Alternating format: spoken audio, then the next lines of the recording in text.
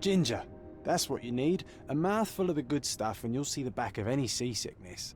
Oh, thank you for your support, John. Don't suppose you actually brought any ginger? No, I don't get seasick. Terrific. Don't worry, Sherry. We've almost arrived at Cordona. I can see land through the porthole. So much for docking by tea time. The captain seemed more interested in his maids than in his maps. Oh, is Sherlock grumpy? Cheer up. We're back where we grew up. It's exciting. What's changed? What's the same? Ugh. I'm starting to question whether the weeks-long journey was worth it. Travelling all this way, enduring this indignity simply to visit a grave. Even if it is my mother's. Ah, that's just Mycroft's nonsense, still rattling around in your head. Try to forget what he said. I have. I believe it was that this is a performative farce, a feeble excuse to avoid responsibilities, and that there was nothing to be gained from it. You needed to do this. Enough of the self-pity and doubt. So we're a little late. What of it? We'll retire to the hotel and visit her in the morning. It'll be worth it. Thank you, John. And if you want to notify the captain's wife of his indiscretions, I will not stand in your way. Ah, at last. I'm quite ready to get off this cursed boat. Come on. We'll go together.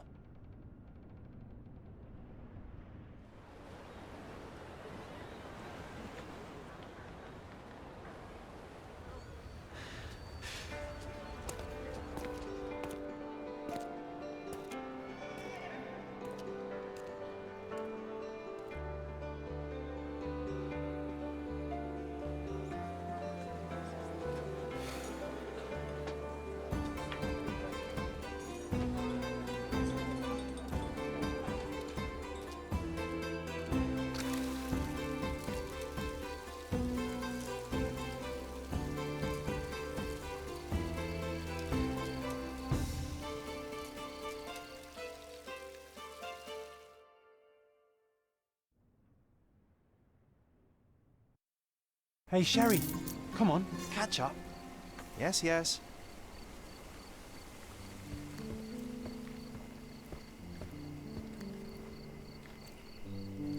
Sherlock, don't get lost in this huge garden. Follow the sound of my voice.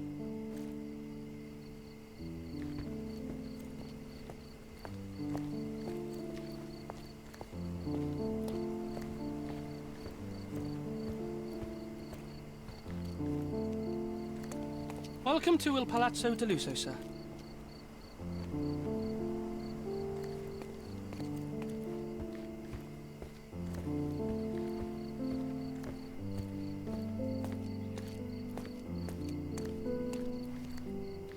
If you need something, sir, please inquire at reception.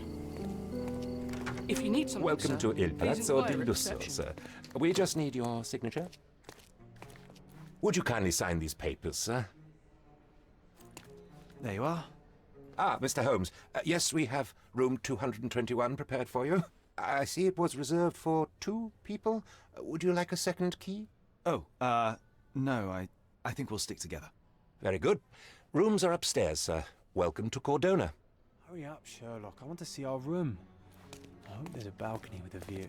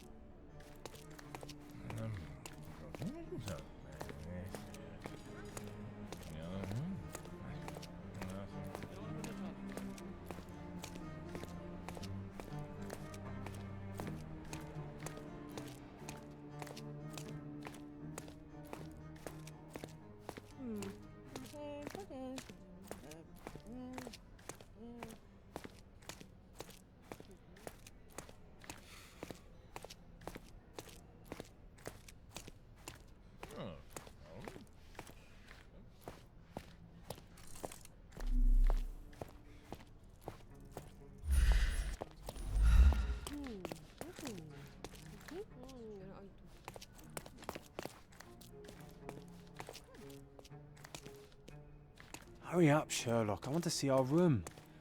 I hope there's a balcony with a view.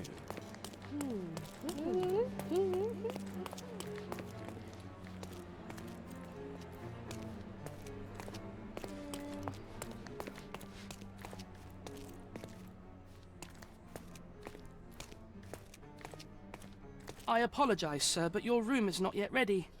Perhaps, in the meantime, you would like to relax in the foyer? Tonight, the restaurant is offering a complimentary marlin ceviche to all our guests. Let's check what they have on offer.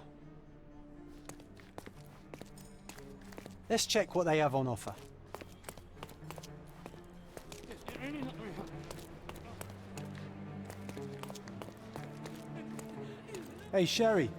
Just our luck. If seafood's not to your taste, everyone loves Benedict spatch. Our poached eggs with hollandaise sauce. If seafood's not to your taste, everyone loves Benedict spatch. Our poached eggs with hollandaise sauce. A medium, John. Haven't we been through this already? Come on, it's not like we've got anything better to do.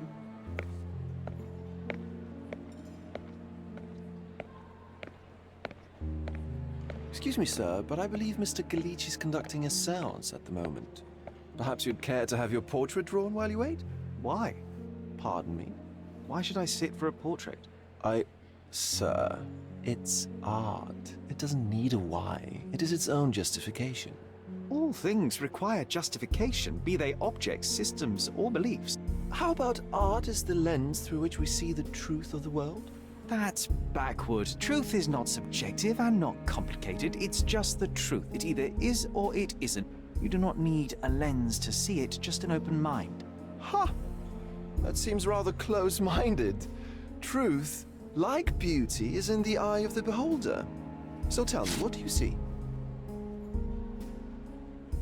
Mediocrity.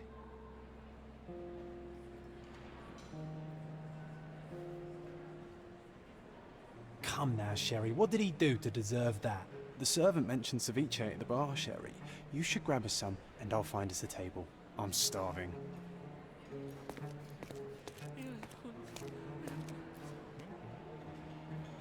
Okay, time to check if John found us a nice table for the evening.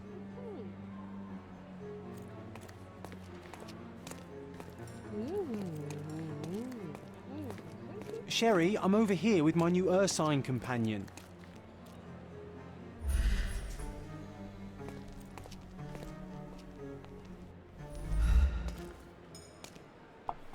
Cordona's even quieter than I remembered. It's going to be a long evening. Ah, come now, Sherry. What say we amuse ourselves with a little game? What were you thinking? Oh, promise me it isn't nonsense. After being cooped up on that boat, I am itching for activity. No. As you can see, someone left a cane on our table. I simply thought you could identify its owner. Ah, so it is nonsense. It'll take me a minute, John, at most. Well then, you can deliver it to him as well. Deliver it to him? Then what are the staff here for? Aesthetics? Stubborn, Sherry, too stubborn. You wanted something to do. Slapping oneself in the face is also something to do. That doesn't make it worthwhile. But all right, let me take a look.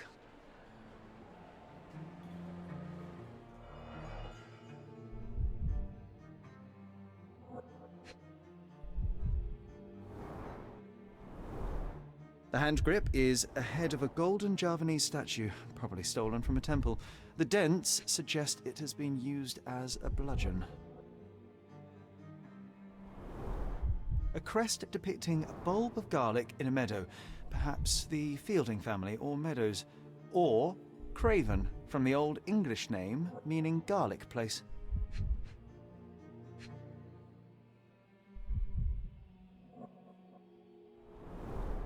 The cane is made of ebony, it's worn uncared for, and bears the scars of numerous hits. This cane is an expensive and ostentatious weapon. Its owner must be vain, volatile, and of noble English blood. Take it with you, Sherry. Let's return it to its owner. All right, I hope you noted down your observations in your casebook. But how are you going to find this nobleman? The cane itself is not enough. I may have to ask other guests if they saw who was here.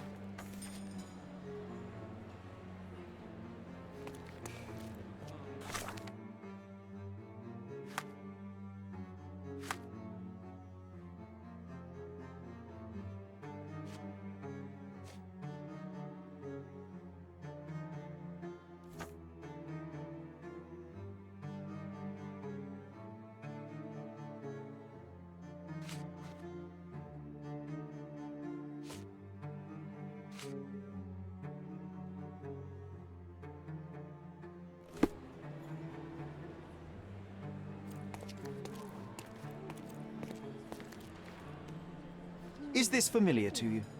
I'll help you, sir. You have my full attention.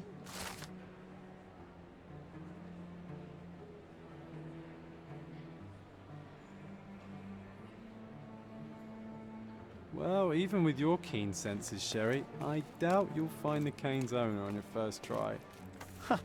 And would you be confident enough to bet on it, my friend? Why not? Let's see how good you really are.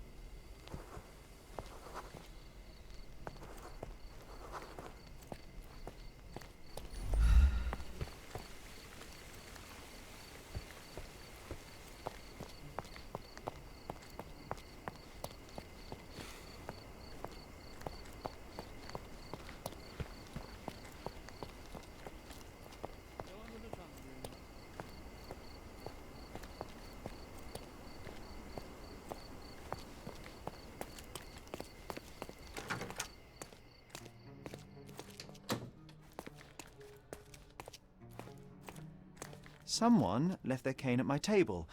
I suspect he will want it back. My apologies, sir, but I wouldn't know how to identify its owner. So the simplest option ended in failure.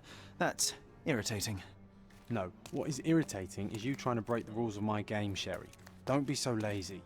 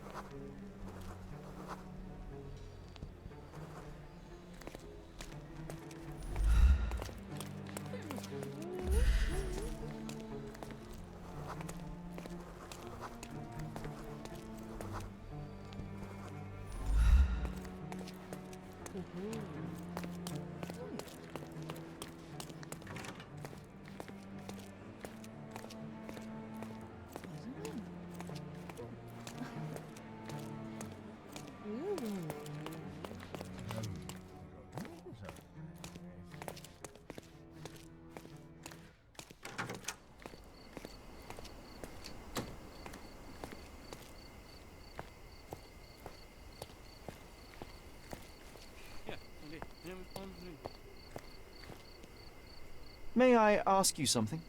My dear fellow, you're talking to the right man.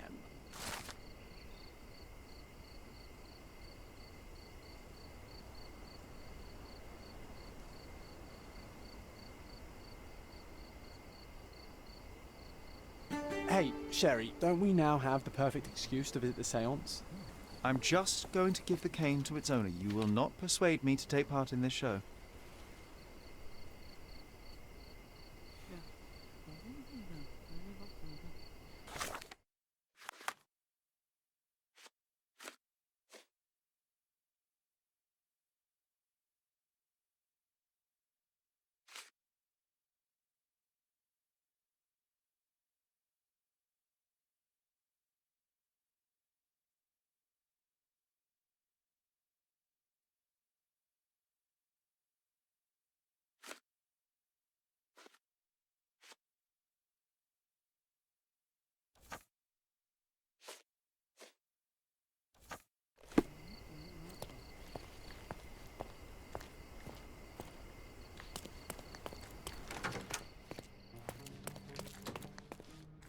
Your room is upstairs, sir.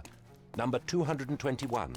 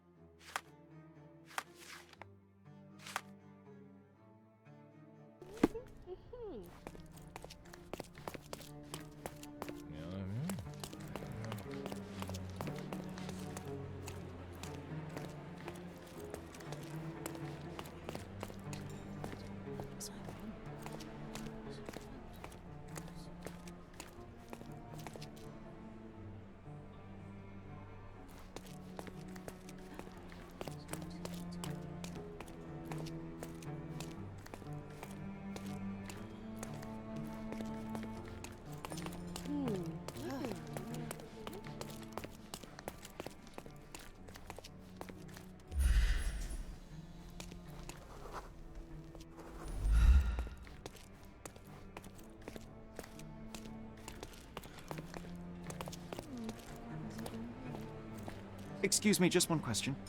I'm so sorry. I can't help you, sir.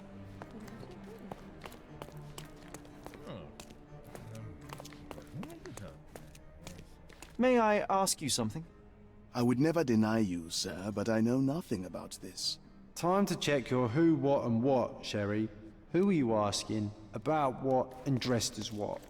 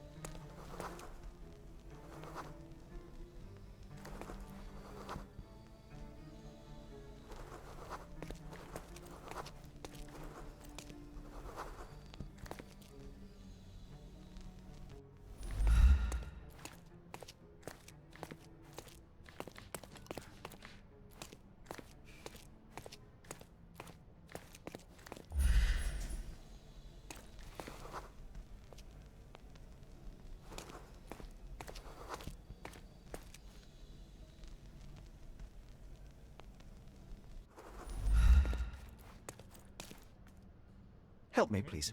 Sorry, but I've never heard of it.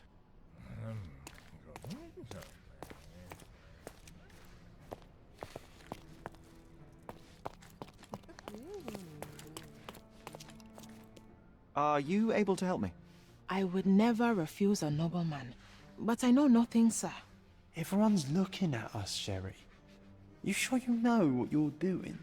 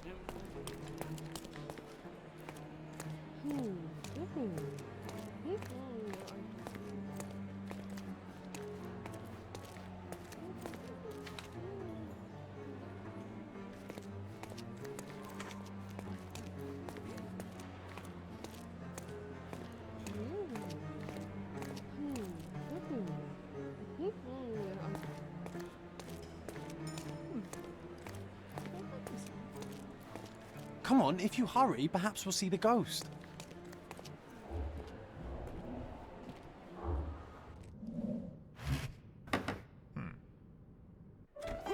This hotel, this island, it's full of thieves. First my cane, now the diamond. Take your hands off me! Do you even know who I am?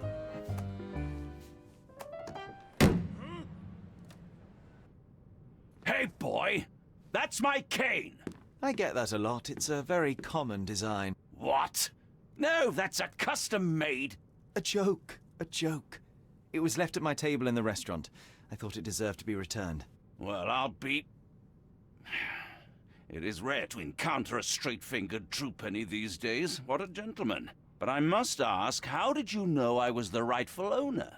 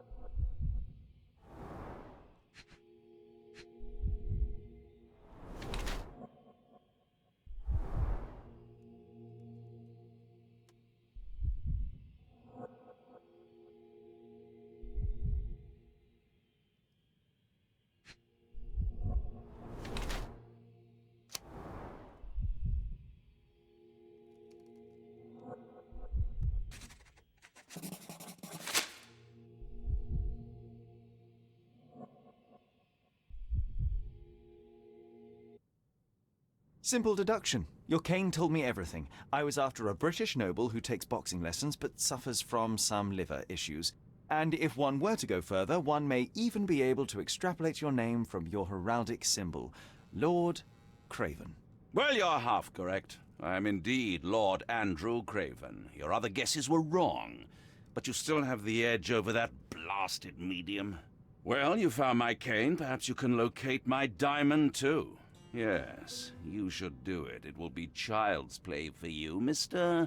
Holmes. And if a child can do it, then I'm sure the local police can suffice. The police? Why bother? I know this harlequin stole it. The only question is, where is it hidden? Fine. Give me my stick and I'll resolve the matter myself.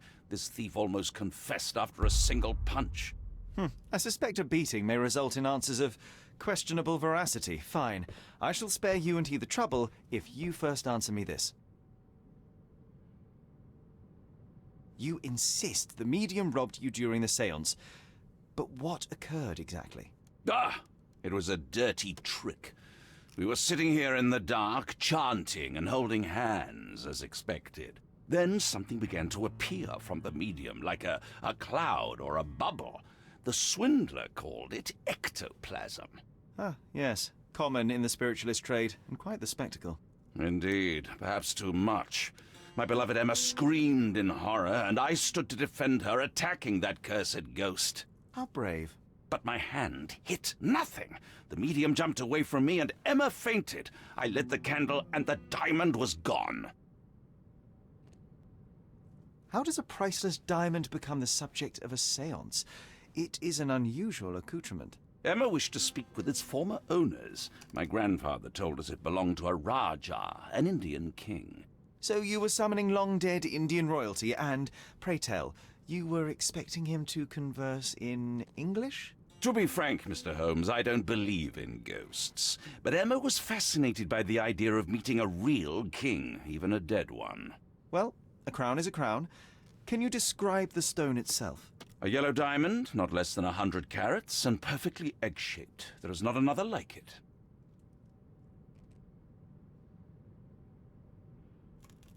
Stay here, and don't touch anything.